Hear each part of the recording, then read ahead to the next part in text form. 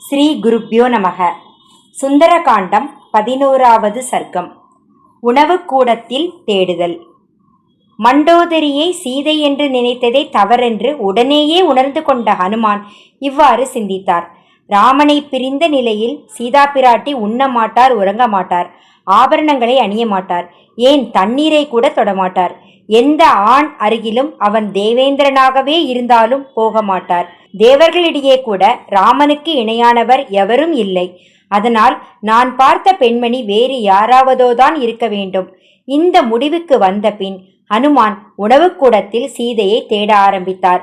காம கேளிக்கைகளினாலும் ஆடல் பாடலினாலும் களைப்படைந்த பல பெண்களை ஹனுமான் அங்கே பார்த்தார். சிலர் இன்னும் மதுவுண்ட மயக்கத்தில் விழுந்து கிடந்தனர். சிலர் மிருதங்கங்கள் மீது சாய்ந்தபடியும், சிலர் முரசுகள் மற்றும் சிறு மர இருக்கைகள் மீது சாய்ந்தபடியும், இன்னும் சிலர் மென்மையான படுக்கைகள் மீது படுத்தும் உறங்கிக் கொண்டிருந்தனர். அழகை அற்புதமாக விவரிக்கும் கலைத்திறன் கொண்ட பெண்கள், பாடல்களின் பொருளை சிறப்பாக விளக்கும் திறன் பெற்ற பெண்கள், காலத்துக்கும் இடத்துக்கும் தக்கவாறு பேசும் திறமை பெற்ற பெண்கள் ஆகியோர் அடங்கிய நூற்றுக்கணக்கான பெண்களிடையே படுத்து உறங்கிக் கொண்டிருந்தான் ராவணன். அந்த பெண்களுக்கிடையே ராவணன் படுத்திருந்த காட்சி பல ஜாதி பசுக்களிடையே ஒரு காளை படுத்திருப்பது போல் இருந்தது. பல பெண்களால் அவன் சூழப்பட்டிருந்த காட்சி பெண் யானை கூட்டத்திற்கு நடுவே இருக்கும் ஒரு கொம்பன் யானையைப் போலவும் இருந்தது. மனிதர்கள் உண்ண விழையும் எல்லா உணவு பண்டங்களும் அங்கே இருந்தன. மான், எருமை, காட்டுப்பன்றி ஆகியவற்றின் மாமிசங்கள் அங்கே தனித்தனியே வைக்கப்பட்டிருந்தன. பாதி உண்ணப்பட்ட மயில் மற்றும் கோழி இறைச்சிகள் நிறைந்த தங்க பாத்திரங்களையும் அனுமான் அங்கே பார்த்தார். தயிரில் சமைக்கப்பட்டு கடுக்காய், கார உப்பு ஆகியவற்றால் பதப்படுத்தப்பட்ட பன்றிகள் மற்றும் பருந்துகளின் மாமிசமும், முள்ளம்பன்றி, மான், மயில் போன்றவற்றின் இறைச்சியும் உண்ணத் தயாராக வைக்கப்பட்டிருந்தன. பலவகை புறாக்கள், எருமைகள் ஆகியவற்றின் இறைச்சி, மீன்கள் ஆகியவற்றுடன் பலவகை காய்களால் சமைக்கப்பட்ட உணவுகள், பானங்கள் மற்றும் தின்பண்டங்களும் அங்கு நிறைந்திருந்தன. புளிப்பு, உப்பு, சுவை மிகுந்த உணவுகள், திராட்சை, ஆரஞ்சு, மாதுளை ஆகிய பழங்களிலிருந்து தயாரிக்கப்பட்ட பழச்சாறு கலவைகள், பழச்சாறுடன் பாலும் தேனும் கலந்த தயாரிப்புகள் ஆகியவையும் அங்கு இருந்தன. அந்த அறையில் பெண்களின் உடல்களிலிருந்து நழுவி விழுந்த காப்புகள், வளையல்கள், சங்கிலிகள் போன்றவை பரவி கிடந்தன. பழங்கள் நிறைந்த பல தட்டுக்களும் பூங்கொத்துக்கள் நிறைந்த பூஜாடிகளும் அந்த இடத்திற்கு ஒரு அழகிய தோற்றத்தை அளித்தன. விளக்குகள் ஏதும் எரியாத நிலையிலும் அங்கிருந்த நாற்காலிகள் மற்றும் சாய்வு நாற்காலிகளிலிருந்து வெளிப்பட்ட ஒளியினால் அந்த உணவுக்கூடம் ஒளிபெற்று விளங்கியது.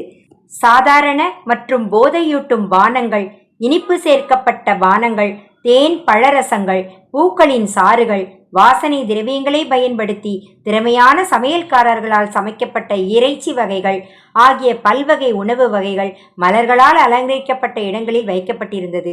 அந்த அறைக்கு ஒரு அலாதியான தோற்றத்தை அது அளித்தது. தங்கம், வெள்ளி, விலையுயர்ந்த கற்கள் ஆகியவற்றால் செய்யப்பட்டிருந்த கோப்பைகள் மது வகைகளால் நிரம்பியிருந்தன. தங்கம், படிகம் ஆகியவற்றால் செய்யப்பட்ட பூச்சாடிகளும் தங்கத்தினாலான கை கழுவும் தொட்டிகளும் அங்கே காணப்பட்டன. காலியான மற்றும் பாதி நிரம்பிய கோப்பைகளையும் அனுமான் அங்கே கண்டார். பல இடங்களிலும் காணப்பட்ட தின்பண்டங்கள், பானங்கள், மீதம் வைக்கப்பட்ட அரிசி உணவுகள் ஆகியவற்றை பார்த்து கொண்டே ஹனுமான் நடந்தார். சில இடங்களில் உடைந்த பாத்திரங்களையும், கீழே கவிழ்ந்திருந்த தண்ணீர் கூஜாக்களையும், வேறு சில இடங்களில் பழக்குவியல்களையும், அழகாக அடுக்கி வைக்கப்பட்டிருந்த மலர் கொத்துக்களையும் அவர் பார்த்தார். மென்மையாக அமைக்கப்பட்டிருந்த பல படுக்கைகள் காலியாக இருந்தன. சிலவற்றில் சில பெண்கள் ஒருவரை ஒருவர் அணைத்தபடி படுத்திருந்தனர். உறங்கிக் கொண்டிருந்த பெண்களில் சிலர் தூக்கக் கலக்கத்தில் மற்ற பெண்களின் மேலாடைகளை உருவி தங்கள் மேல் போர்த்தியபடி படுத்திருந்தனர். அவர்கள் அணிந்திருந்த ஆடைகளையும் மாலைகளையும் அவர்கள் மூச்சுக்காற்று தென்றலை போல் அசைத்து கொண்டிருந்தது. அங்கே வீசிக்கொண்டிருந்த மென்மையான காற்று சந்தனக் கலவையின் மணத்தையும், பல்வகை பானங்களின் மணத்தையும், மலர் மாலைகளின் நறுமணத்தையும் சுமந்து கொண்டிருந்தது.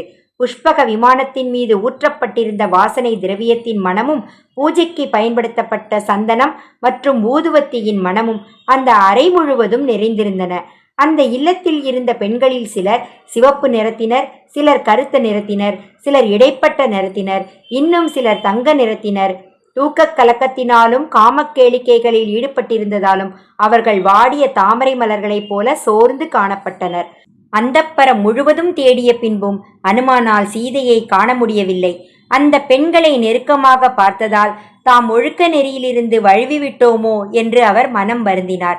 எதிரி அரசனின் மனைவிகளாக இருந்த போதிலும் இந்த பெண்களை அவர்கள் உறங்கும்போது பார்த்தது பாவச் செயல்தான். மற்றவர்களின் மனைவிமார்களை இவ்வாறு பார்த்தது சமுதாயத்தால் ஏற்கப்பட்ட ஒழுக்க நெறியை மீறிய செயல்தான்.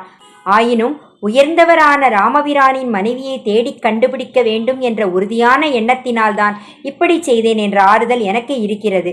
ஆழ்ந்து சிந்திக்கக்கூடியவரான ஹனுமான் தன் முன் இருக்கும் கடமையை பற்றிய ஒரு உறுதியான முடிவுக்கு வருவதற்காக ஒரு புதிய வழிமுறையை பற்றி சிந்தித்தார். அநேகமாக ராவணனின் அந்தப்புரத்தில் இருக்கும் எல்லா பெண்களையுமே நான் பார்த்துவிட்டேன். ஆயினும் என் மனதில் எந்தவித தவறான எண்ணமும் எழவில்லை. புலன்களை நல்வழியிலோ தீய வழியிலோ செலுத்துவது மனம்தான். என் மனத்தில் எந்த ஒரு சஞ்சலமும் ஏற்படவில்லை.